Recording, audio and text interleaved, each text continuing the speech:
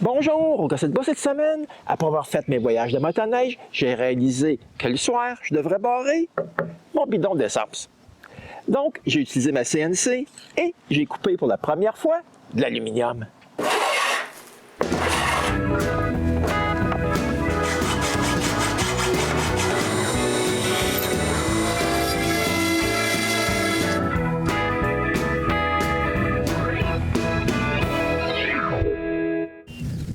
Je sais, c'est presque impossible à croire, mais oui, le bidon sur ma motoneige coûte vraiment 305 canadiens. Et c'est aussi simple que ça pour le retirer de la motoneige. Durant mes 2 voyages de motoneige, je rangeais le bidon dans le coffre pour la nuit. Comme vous pouvez voir, le bidon prend la moitié du coffre. Quand je mettais le cadenas, il était en sécurité contre les voleurs. Chaque matin, je devais sortir le bidon et l'installer à sa place pour pouvoir mettre mes bagages dans le coffre. Mon beau-frère Sylvain, lui, il a des plaques comme celle-ci. Elle se place sous la barrure du bidon. Si on met un cadenas dans un des trous, ça devient impossible de débarrer le mécanisme du bidon. Je décide donc de me fabriquer des plaques. J'en fais 10. J'en aurai assez aussi pour barrer le coffre de la motoneige. Je trace la forme d'une plaque sur un bout de carton. Rendu à la maison, j'ouvre Aspire et j'importe la photo de la plaque. Ouais, son orientation ne me convient pas du tout, donc je la tourne. Avec l'outil pour tracer des lignes, je trace la forme de l'extérieur et du trou intérieur. Ensuite, je mets 2 cercles de grosseur différentes à la même place que sur la plaque originale. En mode d'édition des points, je déplace chaque point pour que les lignes soient les plus proches possibles de l'original. Ensuite, je prends l'outil pour faire des filets et j'arrondis chaque coin extérieur avec un rayon de 6 mm. Pour le trou intérieur, je fais des filets de seulement 2 mm. Voici la plaque que je dois couper. En fait, j'avais déjà coupé 5 plaques avant de filmer parce que j'étais pas sûr de faire cette vidéo. Ouais, ces 5 plaques ont été refroidies avec du WD-40. J'ai vraiment pas aimé ça. On peut bien voir que le bois est tout imbibé de WD-40. Ça, c'est sans compter tous les petits morceaux d'aluminium qui sont partout et que j'arrive pas à enlever tant qu'ils sont bien collés à cause du WD-40. Comme j'ai besoin de plus que 5 plaques, je coupe un autre bout d'aluminium. Cette fois, je vais fabriquer un récipient pour m'aider à y couper.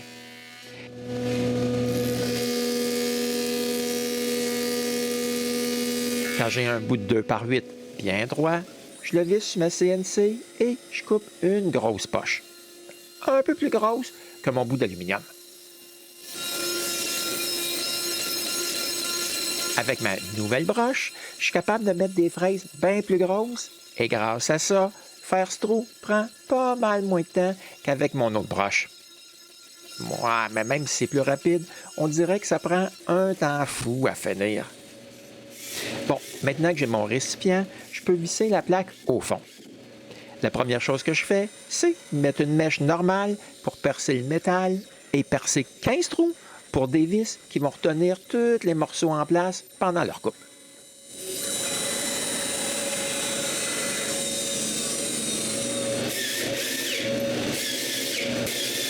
Maintenant, tout ce qu'il reste à faire, c'est de visser ces 15 vis. Comme ça, là, je suis vraiment sûr qu'il n'y aura pas de morceaux de métal qui vont voler nulle part quand les morceaux se feront couper. Et voilà ce que je voulais tester. Couper des plaques submergées dans l'eau. Je me dis que j'aurai peut-être pas les mêmes problèmes que la dernière fois, comme une fraise qui se pacte et brise comme celle-là. Et c'est parti pour couper des plaques. Ça, c'est la vitesse normale. On peut voir des gouttes d'eau voler ici et là et quelques petits morceaux d'aluminium. Mais rien comme quand je lubrifiais les premières coupes avec du WD-40. Une partie de l'eau est absorbée dans le bois. Je suis forcé d'ajouter un peu d'eau à une coupe de reprise. Mais on voit bien que la plupart des copeaux d'aluminium restent dans l'eau.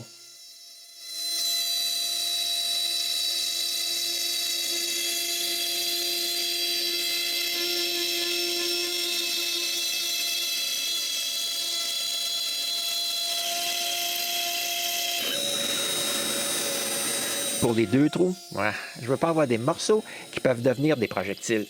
Donc, chaque trou, c'est une poche.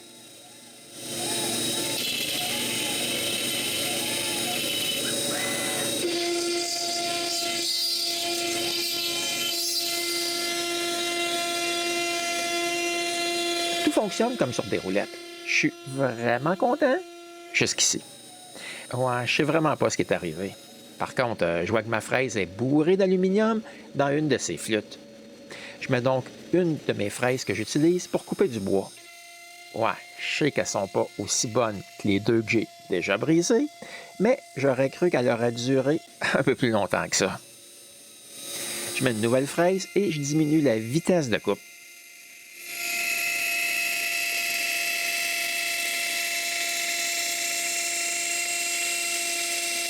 Ça fonctionne assez bien. Mais juste un peu plus loin que la dernière fois, la fraise brise encore. Je change de fraise. Encore une fois, je diminue la vitesse et aussi la profondeur de coupe. Ça fonctionne très bien quand fraise fait le trou du centre et tourne dans l'inverse du sens des aiguilles d'une montre.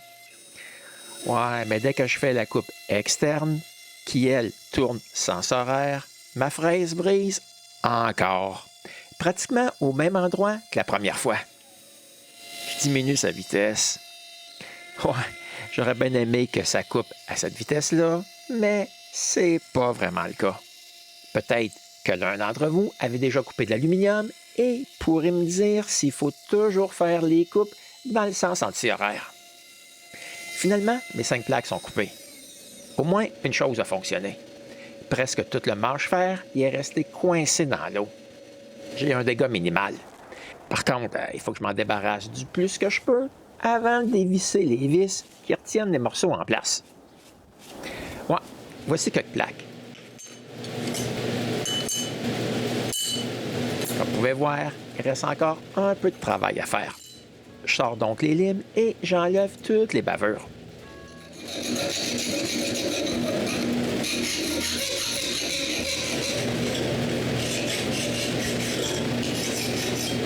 Un coup nettoyé, apparaissent vraiment bien.